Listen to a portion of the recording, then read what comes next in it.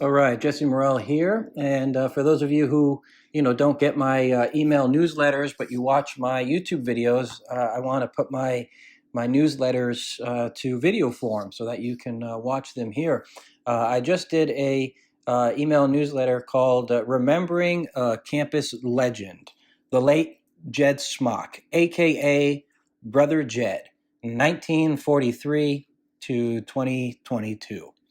And so it's it's with great sadness that I tell those of you who don't already know, my friend and my mentor Jed Smock, he passed away and went to go be with the Lord a little while ago, and he was a faithful man to his post. He was always the first person on campus when the semester started. He was always the last person to leave.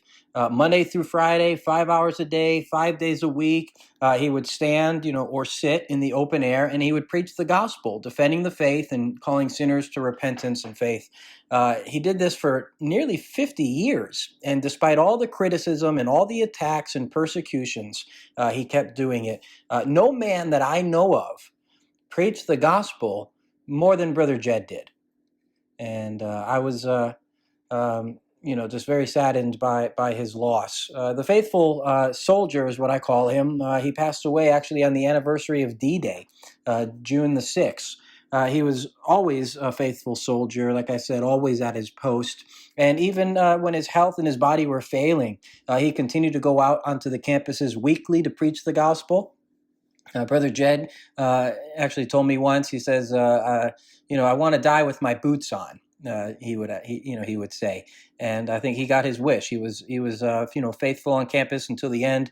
Revelations 14:13 says, "And I heard a voice from heaven saying unto me, Right, blessed are the dead which die in the Lord. For henceforth, yea, saith the Spirit, that they may rest from their labors, and their works do follow them." So I was honored to help carry Brother Jed to his grave. His funeral was full of his converts and disciples, his friends and his family, in life and in death. He inspired me to holy living and to evangelism. Even at night, I still have dreams of joining him on campus. He paved the way, and he set a godly example. And so, rest in peace, Brother Jed. You fought a good fight. You finished your race. You went home to a huge reward. Thank you for your example. Joining Brother Jed on campus once a year was always the highlight of my year. It was watching Jed live in person that I learned the art form of open air preaching, and I would see how he could draw a crowd with fire and brimstone, tame the crowd with the gospel, and captivate the audience for hours and days as they would circle around him to listen to him do nothing more than just preach the truth. I always thought to myself as I watched him, man, it doesn't get better than this. I mean, this is the life. I didn't know when I joined Jed on, this last Texas tour that I joined him on, that it would be the last time that we would go preaching together. I was honored when he pulled up a seat next to me when I was preaching to listen to me preach, and he even told people that I was his favorite preacher, or probably, maybe his favorite campus preacher is what he meant. But what an honor that was.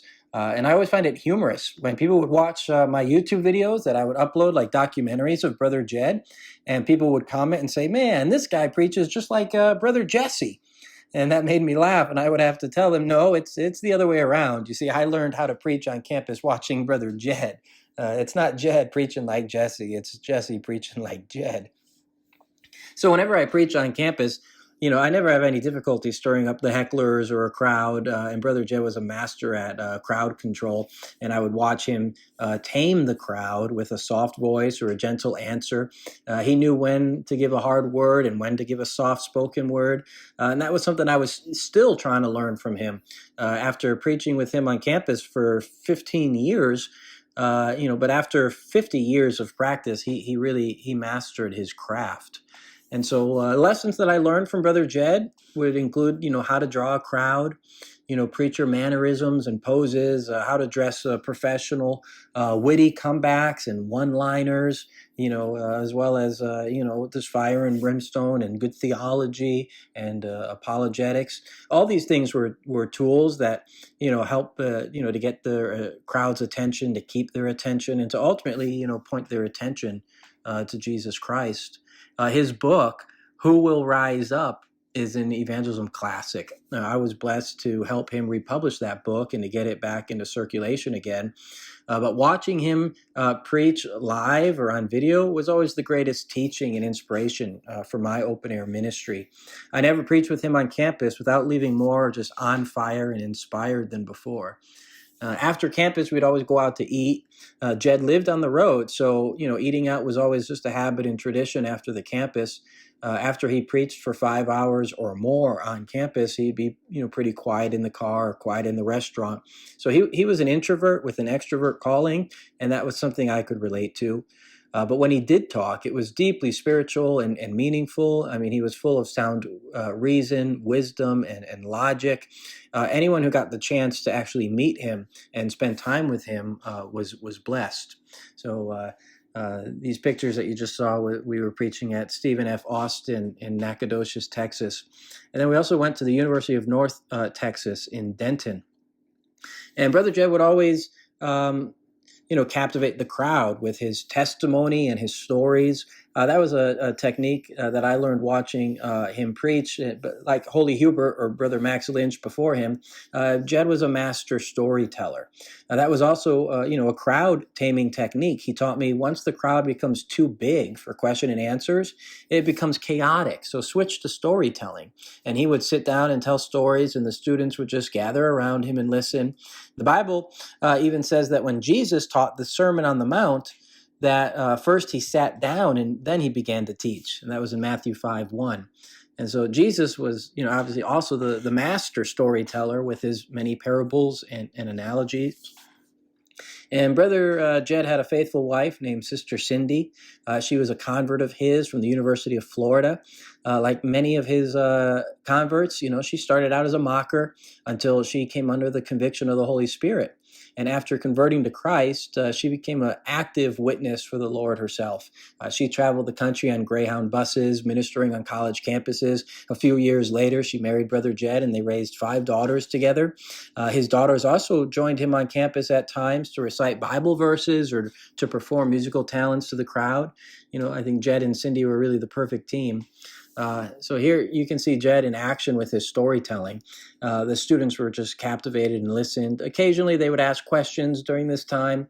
Sister Cindy was working the sidelines, talking to students one-on-one.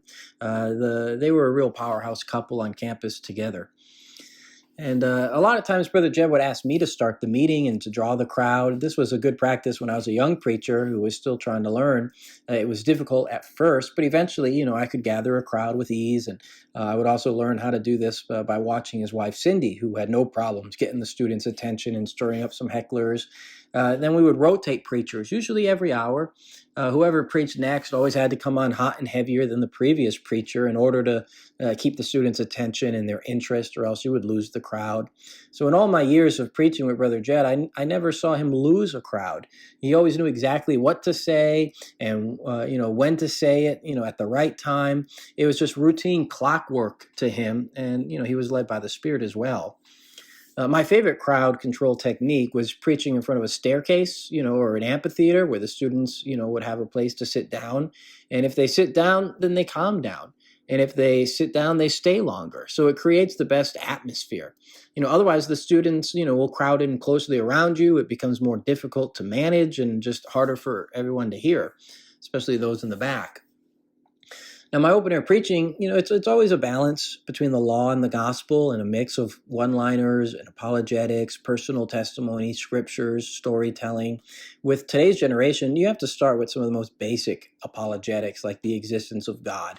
So I like to challenge the atheist. Who wrote the genetic code? They can never answer that. So I tell them, this specified arrangement of nucleotide bases in the genetic code, it requires an intelligent mind for the same reason that the meaningful arrangement of letters in a sentence does. So I think we were indoctrinated as children in the public school with terms like the simple cell. The cell is not simple. There's nothing simple about the cell. The reason they tried to say the cell was simple, because they used to think that a cell could be formed by mixing certain ingredients together in just a primordial soup. But as it turns out, the genetic code is required to make the proteins necessary for any living cell. So we really should call it the complex cell, and its origin was intelligence. So Brother Jed, he was a campus legend. He was known all over the country and all over the world because of his campus outreaches. Foreign exchange students, made him famous in the Near East, the Middle East, and the Far East. No doubt, he went home to a great and abundant reward. And with Brother Jed gone, there is a huge vacancy left on the campuses. His wife, Sister Cindy, has continued the ministry and calling in his place, and she certainly carries his torch. And I pray that in the next 50 years of my life, that it'll be spent in the same way that Brother Jed spent his, because his life was a life well lived. Now, every month I get email testimonies from people, usually people who watch the YouTube videos all over the world. People are watching them in Mexico and in Ireland and, all over the world I get these emails. So in my email newsletters, I take screenshots of these testimonies people send me, and I share them. Here's one that shows, God's on the move, and he's still changing lives. This guy said, JesseMorrell, I love you so much, man. You've changed my life. I repented of my sins because of the seeds that you planted. You're my hero, bro. I recently got kicked out of a pulpit for preaching that you're either a Christian or a sinner. You cannot be both. And that sounds like Jesus said, you cannot serve two masters. And of course, when Jesus preached, they tried to throw him over a cliff. But he said, my wife and I have watched all of your videos and sermons like 100 times. You've no idea the impact that you make, man. You're like the John Wesley of our generation. And obviously that's a high compliment. He's very generous with his words. But I just want to thank you to all of our supporters and to our prayer partners, who make this ministry possible. Our fruit is your fruit. Our reward is your reward. Our testimonies are your testimonies. If it wasn't for our prayer partners and our financial givers, none of this ministry would even be possible. So, if you'd like to partner with us and help change the world, we're looking for more monthly supporters, especially, now with inflation, and we're a family of six, and we're in need of some more financial supporters. But you're really getting behind a ministry that's on the front lines and reaching the lost and changing lives and restoring families and changing destinies. And so, if you want to get behind a ministry that is really making a difference and an impact, you can get behind us. We're a missionary family, the Morrell family. Please keep us in your prayers.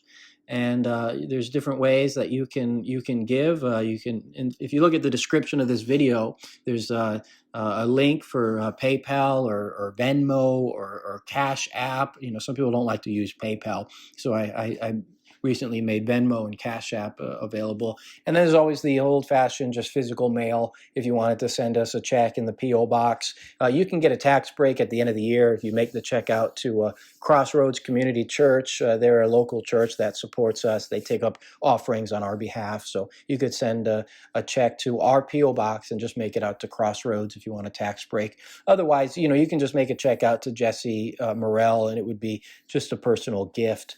But I just want to thank you again to all of our supporters and prayer partners. Please keep us in your prayers. I got a campus tour coming up right now. I'm actually going to be joining Sister Cindy on a campus tour throughout Texas.